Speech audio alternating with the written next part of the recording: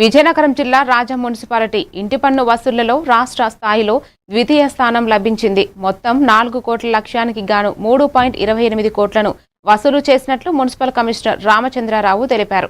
ఈ విజయానికి తోడ్పడిన 11 సచివాలయాలు 24 వార్డుల సిబ్బందిని సన్మానించి అభినందించారు.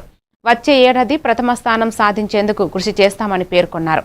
కార్యక్రమంలో మున్సిపల్ సిబ్బంది, సచివాలయ ఉద్యోగులు పాల్గొన్నారు.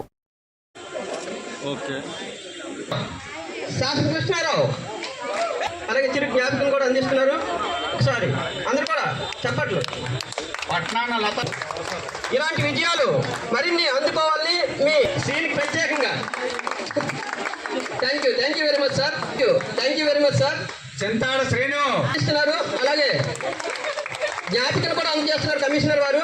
దాన్ని ఎలా సాధించామో ఎక్కడ కూడా వారి యొక్క శుభాశీస్సులు అందరూ అందించాలి.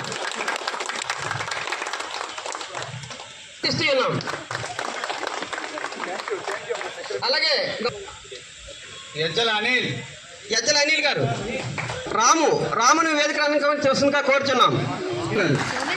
అలాగే